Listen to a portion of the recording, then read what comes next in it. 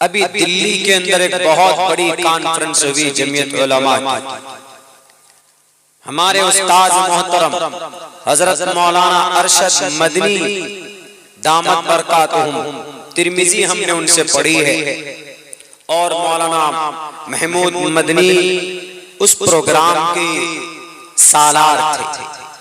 वहां पर कुछ बातें ऐसी आई, तहकीकी बात हजरत मौलाना अरशद मदनी ने की तो कुछ लोगों को वो बात बुरी लगी और टीवी पर डिबेट शुरू हो गया, झगड़ा। सारे लोग बोलने लगे कि मौलाना ने ये कहा है कि दुनिया का सबसे पुराना मजहब कोई है, इस्लाम है। हालांकि इस्लाम और कुरान 1450 साल पहले नाजिल हुआ है, तो पुराना मजहब इस्लाम कैसे हो गया? तो हजरत मौलाना ने उसकी तहकीक पेश की कि इस्लाम सबसे पुराना मजहब कैसे है। इस जमीन पर आसमान से सबसे पहले इंसान आदम को उतारा अल्लाह ने। आदम को जन्नत से जमीन पर उतारा। इस्लाम का अकीदा है ये, हिंदू भाइयों का अकीदा नहीं है, इस्लाम का अकीदा है ये कि पूरे संसार में, पूरी दुनिया में जितने भी लोग हैं वो सब के सब आदम की औलाद हैं। तो आदम आसमान से जमीन पर आए, आदम का जो धर्म होगा वही पुराना धर्म होगा, क्योंकि आदम सबसे पहले इंसान। तो आदम अलैहिस्सलाम का धर्म क्या था, मजहब क्या था? आदम अलैहिस्सलाम एक अल्लाह को मानते थे। आदम अलैहिस्सलाम सबसे पहले इंसान, पहले नबी, पहले मानव ऑन द अर्थ, जमीन पर। उनका जो धर्म था वो इस्लाम धर्म था। इससे ये पता चला कि जब सबसे पहले इंसान का जो धर्म है वो इस्लाम है, तो इस्लाम का गोया सबसे पुराना होना साबित हो जाता है कि इस जमीन पर सबसे पुराना कोई धर्म है तो वह इस्लाम है। तो उस वक्त इस्लाम का क्या नाम था? उस वक्त इस्लाम का नाम सनातन था। हालांकि आज की तारीख में सनातन हिंदू भाई अपने आप को बोलते, लेकिन ऐसा नहीं है। सनातन का मतलब जो है, सनातन का मतलब आसमान से जमीन पर आना। सनातन का मतलब आसमान से जमीन पर कौन आया? आदम आए। तो पता चला कि आदम का मजहब, उसके मजहब का नाम सनातन है और सनातन इस्लाम का पुराना नाम है। इस्लाम, लफ्ज़ इस्लाम मोहम्मद के जमाने से चला। हजरत आदम जो दीन लेकर आए थे, उस दीन में कमी हो गई थी। उस दीन में शैतान ने बुराइयां पैदा कर दी थी। चूंकि शैतान इंसान का खुला दुश्मन है, वह आपको जहन्नम में डालना चाहता है, वह आपको बेवकूफ बनाना चाहता है, वह आपको जलील और रुस्वा करना चाहता है। इसीलिए आदम चले गए तो उनकी औलाद में बहुत सारी खराबियां पैदा हो गई। तफसील बताने का वक्त नहीं है, सिर्फ इशारा कर रहा। मैं उनके सवाल का थोड़ा सा जवाब दे रहा हूं जिन जिन लोगों को एतराज है। इसलिए कि मैं दुनिया के तमाम धर्म को पढ़ता, मुझे इसके ऊपर अपने आप पर अल्लाह का शुक्र अदा करता हूँ कि मुझे जानकारी अल्लाह तबारक व तआला ने दी है। मैं कोशिश करता हूँ पढ़ने की और जानने की। इस्लाम 1400 साल पहले आने वाला मजहब नहीं है, हजरत आदम के जमाने से है, हजरत आदम से है। और हजरत आदम की उम्र ज्यादा नहीं है, सिर्फ 10,500 साल पहले हजरत आदम इस जमीन पर आए। इंसानों की उम्र सिर्फ 10,500 साल से है, उससे पहले इस धरती के ऊपर इंसान नहीं था। सनातन मतलब आसमान से जमीन पर आना, आसमान से जमीन पर इस्लाम आया। दूसरा नाम हमारे हिंदू भाइयों का शाश्वत धर्म, हमेशा से आने वाला। हमेशा से कौन सा धर्म आया? इस्लाम ही आया। कैसे? हजरत आदम चले गए तो हजरत शीस आए। हजरत शीस ने भी इस्लाम की ही तबलीग की, अल्लाह की वहदानियत की तबलीग की। उसके बाद नूह आए और भी अंबिया आए, बड़े बड़े का नाम ले रहा हूँ। हजरत नूह अलैहिस्सलाम आए, उन्होंने भी इस्लाम की तबलीग की। हजरत दाऊद आए, उन्होंने भी इस्लाम की तबलीग की। हजरत सुलेमान उनके बेटे आए, उन्होंने भी इस्लाम की तालीम और तबलीग की। हजरत यूसुफ आए, हजरत याकूब आए, हजरत इस्माइल आए, हजरत ईसा आए, हजरत इब्राहिम आए, हजरत इसहाक आए, हजरत जकरिया आए, हजरत हूद सालेह अलैहिस्सलाम आए। हजरत आखिर के अंदर अल्लाह के नबी से पहले हजरत ईसा 600 साल पहले, हजरत ईसा के बाद इन द एंड लास्ट में मोहम्मद रसूलुल्लाह सल्लल्लाहु अलैहि वसल्लम आए। हमेशा से आने वाला शाश्वत। बताओ मुनि जी, जैन मुनि जी, आप तो बोल रहे थे 2500 साल पहले फना आए। वर्तमान महावीर जैन स्वामी जी 25 से 2600 साल पहले बिहार की धरती वैशाली में जन्मे। वो इंसान थे, वो महात्मा नहीं थे। इंसान का बच्चा 30 साल की उम्र में चले गए थे वनवास काटने के लिए। वो क्या कहते हैं? कोई मौत नहीं है और कोई खुदा नहीं है, जन्नत जहन्नम नहीं है, फिर क्या है? वो कहते हैं कि रूह और जिस्म दोनों आपस में मिल गए ऐसे। अब ये रूह और जिस्म कैसे अलग होते हैं? हमारा और आपका अकीदा है कि मौत होती है तो अलग अलग हो जाते हैं, लेकिन उनका यह अकीदा है कि मौत से अलग नहीं होती, मौत आती ही है आदमी की लालच की वजह से। बड़ा अजीब कॉन्सेप्ट है, नहीं समझ पाए। वो भी एक इंसान थे जिन्होंने इस पर एतराज किया। बहरकैफ हमें और आपको इतना समझना चाहिए कि जमीन पर तारीखी एतबार से दुनिया का सबसे पुराना कोई मजहब है तो वो मजहब इस्लाम है। 1450 साल पहले अल्लाह के नबी को अल्लाह ने भेजा। चूंकि बुराई बहुत हो गई थी, शैतान के चेलों ने बुराई शुरू कर दी थी, तो हजरत आदम जो अकीदा लेकर आए थे तौहीद का, वहदानियत का, कि अल्लाह एक है और इस जमीन पर अगर एक अल्लाह को नहीं मानता है कोई, तो उसका इस जमीन पर कोई फायदा नहीं है जीने का। अल्लाह के नबी अलैहिस्सलाम फरमाते हैं, ला इलाहा इल्ला मन क़ाल ला इलाहा इल्लल्लाह दखलल जन्नह। जो इंसान दिल से एतकाद और विश्वास के साथ ला इलाहा इल्लल्लाह पढ़ेगा वो जन्नत में जाएगा।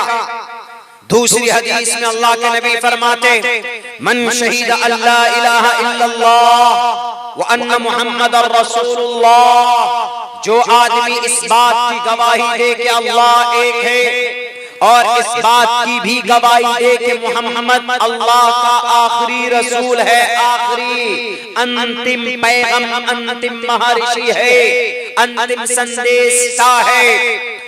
मन शहीद अल्ला इलाहा इल्लल्लाह व अशहद व मन शहीद अल्ला इलाहा इल्लल्लाह व शहीद अन्न मुहम्मदर रसूलुल्लाह हर्रमहुल्लाहु अलैहि नार। जो आदमी एक अल्लाह और अल्लाह के नबी के आखिरी होने की गवाही दे तो जहन्नम की आग उस शख्स के ऊपर हराम हो जाती है। ये अल्लाह के नबी अलैहिस्सलातु वस्सलाम का फरमान। इससे ये पता चलता है कि ईमान होना जरूरी है। इससे ये पता चलता है कि एक ईश्वर को मानना जरूरी है। 33 करोड़ देवी देवताओं को या 2 खुदा, 3 खुदा, 4 खुदाओं को मानने वाले जन्नत में नहीं जाओगे, याद रखना। जब इस जमीन के ऊपर एक स्टेट का 2 सीएम नहीं रह सकता, आपके बंगाल का 1 सीएम, बिहार का 1 चीफ मिनिस्टर और एक मुल्क का 1 प्राइम मिनिस्टर है, जब एक मुल्क में 2 प्राइम मिनिस्टर नहीं रह सकते तो इस पूरे ब्रह्मांड का 2 खुदा कैसे हो सकता है। इसलिए अल्लाह का कुरान कहता है कि जमीन पर अगर मुख्तलिफ खुदा होते लो काना फीहिमा आलिहतुन इल्लल्लाहु लफसदता, तो फसाद पैदा हो जाता। क्यों? एक खुदा कहता कि मैं बारिश करूंगा, दूसरा खुदा कहता कि मैं धूप करूंगा। एक खुदा कहता कि मैं जलजला लाऊंगा तुर्की में, दूसरा खुदा कहता कि नहीं मासूम बच्चे वहां जलजला मत लाओ। एक खुदा कहता कि एक्सीडेंट होना है, दूसरा खुदा कहेगा कि नहीं मिनिस्टर साहब एक्सीडेंट मत करो। एक खुदा कहता कि फना साहब को जलील करना है, एक खुदा कहता कि जलील नहीं करना। आपस में खुदा खुद लड़ पड़ते हैं जमीन पर अगर 2 खुदा होते तो। इससे ये पता चलता है कि जब जमीन के सिस्टम में 2 सरदार नहीं रह सकते, 2 राजा नहीं रह सकते हैं, किसी एक मुल्क का, एक बस्ती का, एक स्टेट का, तो फिर 2 खुदा कैसे रह सकता। जैन मुनि साहब, इस्लाम दुनिया का सबसे पुराना मजहब है। मलेच्छ भाषा कीर्ता तैन वेद वाक्य प्राण मुखा, जमीन पर सबसे पुरानी जुबान अगर किसी की है तो आदम की। मलेच्छ, ये है मलेच्छ आदम, मलेच्छ भाषा वेद वाक्य प्राण मुखा। हजरत आदम जिस दीन को लेकर आए उसी दीन को अल्लाह के नबी अलैहिस्सलातु वस्सलाम ने आखिर में रिप्लेस किया, उसी को मॉडिफाई किया, अलग से बदला नहीं। जब कोई घर होता है बनाते हैं उसको, उस घर को जब वो घर 50 साल का हो जाता है तो उसके रेत बालू झड़ जाते हैं, तो दोबारा मिस्त्री को बुलाकर ऐसे ऐसे हथौड़ी से उसको क्लीन करके फिर प्लास्टर करते हैं। प्लास्टर करने के बाद फिर डेंट पेंट करते हैं, फिर घर नया बन जाता है। तो कोई ये कहे कि दूसरा नया घर बनाया है तो बेवकूफी है, लेकिन क्या कहेगा कि नहीं नहीं घर तो पुराना था, उसी को डेंट पेंट किया है। सेम इस्लाम का ये मतलब है, इस्लाम है पुराना मजहब, सबसे पुराना। अल्लाह के नबी अलैहिस्सलातु वस्सलाम ने इसको डेंट पेंट किया है, इसको खूबसूरत बनाया है। अब क़यामत तक इसके अंदर कोई डेंटिंग पेंटिंग नहीं होगी, अब क़यामत तक इसके अंदर कोई तब्दीली नहीं होगी। ये वो मजहब है और क़यामत तक एक सिस्टम दे दिया, उसी सिस्टम का नाम कुरान है, उसी सिस्टम का नाम शरीयत है। इसलिए जिन लोगों को एतराज होता है कि इस्लाम दुनिया का 1450 साल पहले वाला सिर्फ मजहब है तो गलत है। और सुनो मेरे भाइयों, मेरे मुसलमानों, अगर आपका बच्चा हाफिज़े कुरान बनता है तो यकीनन वो बच्चा 10 जहन्नमियों को जन्नत में लेके जाता। 10 जहन्नमियों अल्लाह कल क़यामत में कहेगा फल्युक़ालु लिसाहिबिल कुरान, हाफिज़े कुरान से या कुरान की तिलावत करने वालों से कहेगा इक़रा वर्तक़ी, पढ़ो और जन्नत के दरवाजे पर चढ़ता जा, चढ़ता जा, अकेले मत जा। 10 आदमी को लो अपने खानदान का, अम्मी अब्बा को लो अपने खानदान का, अपने उस्ताद को पकड़ो जिन पर जहन्नम जरूरी हो चुकी कि जहन्नम में जाएंगे, लो अपने। ये हाफिज़े कुरान का सम्मान है। दिखने में ऐसा लगता है कि क्या होगा, कुछ नहीं, इसलिए अपने बच्चों को हाफिज़े कुरान बनाइए। बच्चे को हम लोग पढ़ाते नहीं, वही बच्चा बिगड़ कर हमारा वैलेंटाइंस डे मनाता। आज 15 फरवरी है, आज से पहले जो कल था वैलेंटाइंस डे, वैलेंटाइंस डे नहीं था, ये वैलेंटाइंस डे था। हमारे जितने भी नए जनरेशन के लड़के हैं, न्यू जनरेशन है, ये वैलेंटाइंस डे मनाते हैं। Valentine's day according to the Islam it is a prohibited, not allowed to enjoy with any girl and boy. इजाजत नहीं है वैलेंटाइंस डे मनाने का। वैलेंटाइंस डे की हकीकत मैंने पहले बयान की, ये दूसरी हकीकत बयान कर रहा। वैलेंटाइंस डे ये वाकया बयान करके अपनी जगह लेता। मेरे भाइयों, हमारा तो परेशानी पौन घंटे में गर्म होता है। हजरत मुफ्ती साहब यहाँ बैठे हैं, चूंकि नाज़िमे जलसा भी हैं, हमसे बड़े भी हैं, बहुत लंबी बात भी करना जरूरी नहीं है, एक प्रोटोकॉल, एक सिस्टम होता है। आखिर में चूंकि हम ये जरूरी इशू है, अभी वैलेंटाइंस डे का बड़ा जोर चला। वैलेंटाइंस डे मतलब इसका ये होता है कि जितने भी नए लड़के होते हैं जो अपनी अपनी सेटिंग किए हुए रहते हैं, ये 14 फरवरी को गुलाब का फूल देकर अपनी मोहब्बत का इजहार करते हैं। इस्लाम में इसकी इजाजत नहीं है, इस्लाम में इसकी परमिशन नहीं है। हस्बैंड वाइफ है, मोहब्बत करे, एक दूसरे से मोहब्बत का इजहार करे, कोई दिक्कत नहीं। वो तो खाना खाने बैठेंगे तब भी मोहब्बत का इजहार करेंगे, एक दूसरे को खाना खिलाएंगे तो सदका। यहां तक हदीस में आया है कि अगर जब हम बिस्तरी करते हैं हस्बैंड वाइफ, किसी किसी को पसीने अगर आते हैं तो पसीना का जो कतरा होता है ना, बूंद, तो जितने कतरे पसीने के आएंगे अल्लाह तबारक व तआला उतनी नेकियां अता फरमाता है। वैलेंटाइंस डे मनाने वालों को नहीं, वैलेंटाइंस डे जालिम बादशाह था, अपने खुदा को खुश करने के लिए नौजवान लड़की, कुंवारी लड़कियों को जमा करता इसी तरह पिंडाल में, और एक तरफ लड़का, नाम डाले जाते, कुरानदाजी की जाती लड़कियों के नाम की। एक लड़के को बुलाया जाता कि आओ, वो लड़का एक नाम उठाता, एक पर्ची, उसमें जिस लड़की का नाम आता फौरन उस लड़की को उस लड़के के हवाले किया जाता था, और 1 साल तक उनके साथ फिजिकल रिलेशन में रहना जरूरी होता था। और बादशाह को उस बादशाह को क्लाउडियस बादशाह था, क्लाउडियस जो ये काम करता था, करवाता था, उसको अगर कहीं पर जंग करना है तो नौजवानों को बुलाता, आओ। जब साल भर फ्री में ही अय्याशी और मौज मस्ती हो रही तो शादी नहीं करते थे वो लोग, वहां के लड़के, फ्री में काम हो रहा बादशाह के तरफ से, तो बादशाह जब भी ऐलान करता चलो जंग के लिए हमें उनको ताकतवर बनाना है, तो सारे लड़के तैयार हो जाते। जब ये खबर, ये पता, और अपने कौन से खुदा को, फेब्रिया खुदा को, फेब्रिया खुदा जिसके नाम पर फरवरी का महीना है, उसी फेब्रिया बुध के नाम पर फरवरी का नाम है, फरवरी महीने का नाम उसी बुध के नाम पर है। तो वो वैलेंटाइन एक संत था, ईसा अलैहिस्सलाम को मानता था, एक गुरु था। उनको खबर लगी, उन्होंने कहा कि ये तो नाजायज और हराम है बादशाह की तरफ से, एक काम करो, लड़कों को बुलाओ।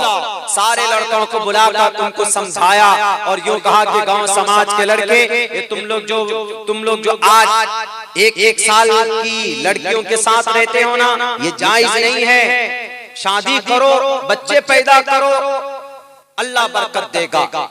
हजरत ईसा के मानने वाले थे वो, तो सारे लड़कों की शादी हो गई। 1 साल 2 साल के बाद जब क्लाउडियस बादशाह ने फिर ऐलान करवाया कि चलो जंग में जाना है, कोई लड़का नहीं आया। क्यों? सबकी शादी हो गई थी, सब अपने बीवी बाल बच्चों में मशगूल हो गए।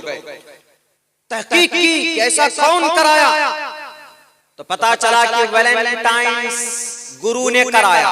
वैलेंटाइन गुरु ने कहा कि उस गुरु को बुला कर लाया और ये कहा कि आज के बाद कोई शादी नहीं करेगा, अगर कोई शादी करेगा तो फांसी पर लटका दिया जाएगा। और उसके इस जुर्मे वैलेंटाइन गुरु को जेल में डाल दिया। जेल में गया क्लाउडियस के जेल में, तो क्लाउडियस की बेटी जूलिया, वो खुद वैलेंटाइन के साथ उसको इश्क मोहब्बत हो गई, मोहब्बत उससे हो गई। क्लाउडियस को पता चला तो क्लाउडियस ने कहा अपने उस गुरु से, वैलेंटाइन से, कि तुम मेरी बेटी को छोड़ो या मेरे मजहब को अपनाओ। उन्होंने कहा कि तुम्हारे मजहब को नहीं अपनाओ। कहा नहीं अपनाओगे तुमको फांसी पर लटका देता हूं।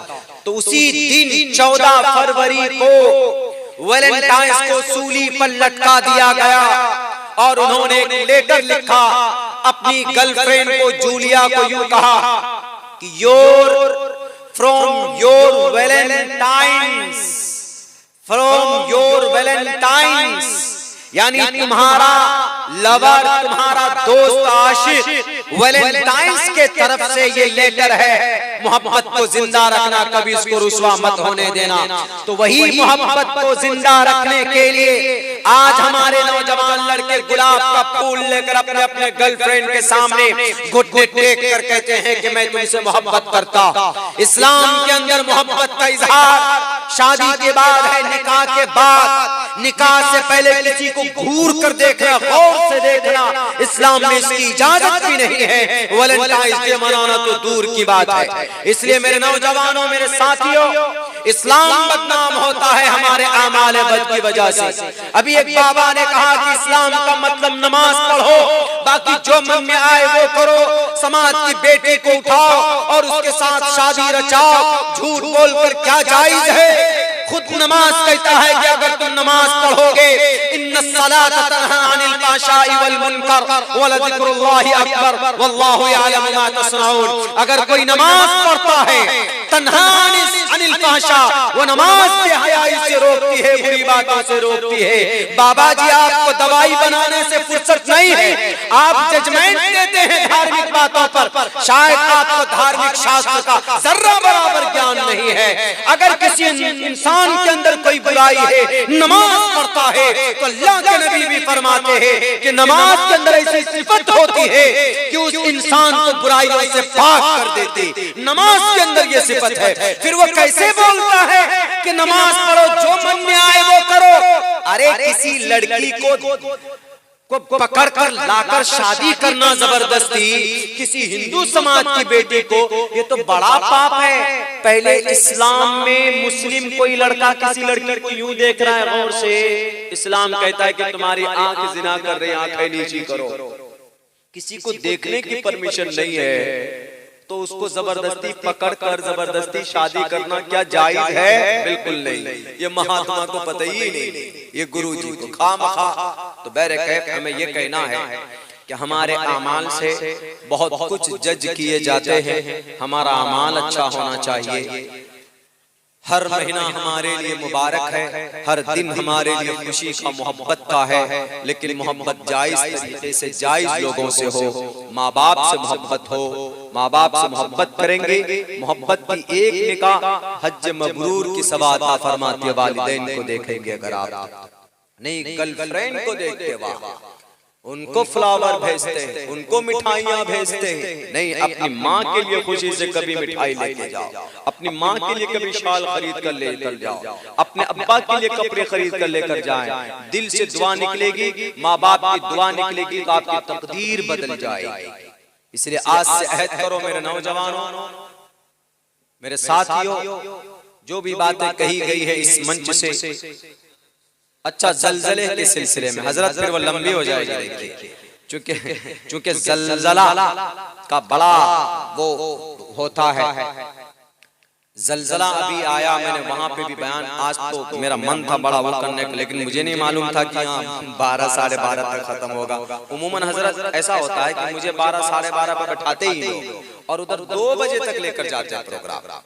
लेकिन खैर बड़ी खुशी भी कि यहाँ का निजाम बना हुआ है बहुत सी जगहों का। अभी मैं 3 दिन प्रोग्राम में उड़ीसा में था, वहाँ एक जगह तो 10:30 बजे दुआ हो गई, और कल जहाँ प्रोग्राम था वहाँ 11:30 बजे दुआ हो गई। भुवनेश्वर में, भुवनेश्वर जस्ट जद्दूपुर में, आप लोग नाम सुने होंगे, यहाँ के बहुत से लोग उधर रहते हैं। उससे पहले एक जगह और था बाराहल में, वहाँ पर भी 1 बजे से पहले खत्म हो गया। ये बांग्लादेश हम लोग पहुंचे, अभी 3-4 रोज वहाँ रहे थे, तजम्मुल भाई भी साथ में थे, वहाँ पर भी प्रोग्राम का ज्यादा